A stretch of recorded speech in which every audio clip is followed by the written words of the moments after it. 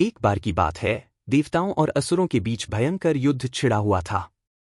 असुरों की शक्ति इतनी बढ़ गई थी कि स्वर्गलोक और पृथ्वी दोनों संकट में थे।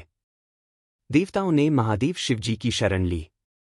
महादेव के तीसरे नेत्र की शक्ति ने कैसे इस संकट को समाप्त किया, यह कथा आज भी हमें उनके तेज और न्याय की याद दिलाती है। पौराणिक समय की यह कथा कैलाश पर्वत से शुरू होती है।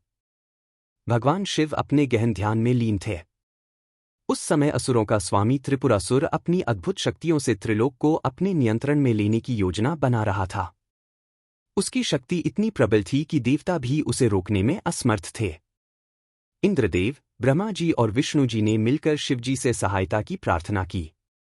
वे सभी कैलाश पहुंचे और शिवजी के ध्यान को भंग किए बिना उनकी महादेवी पार्वती से विनती की।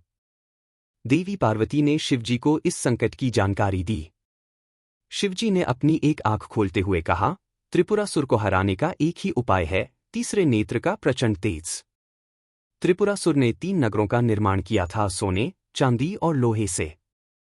ये तीनों नगर इतनी चतुराई से बनाए गए थे कि केवल एक विशेष समय पर ही इन्हें नष्ट किया जा सकता था, जब ये तीनों एक सीधी रेखा में आए। शिवजी ने युद्ध में जाने का निश्चय किया। उन्होंने अपनी शक्तियों को जागृत किया और त्रिशूल उठाकर आकाश में प्रकट हुए। उनके माथे पर स्थित तीसरा नेत्र, जो उनके असीम ज्ञान और शक्ति का प्रतीक है, धीरे धीरे खुलने लगा। जैसे ही तीसरा नेत्र पूरी तरह खुला, उससे निकली प्रचंड ज्वाला ने तीनों नगरों को भस्म कर दिया। त्रिपुरासुर और उसकी सेना का अंत हो गया। तीसरे नेत्र की महिमा। शिवजी के तीसरे नेत्र की शक्ति केवल विनाश के लिए नहीं, बल्कि सृष्टि के संतुलन के लिए है।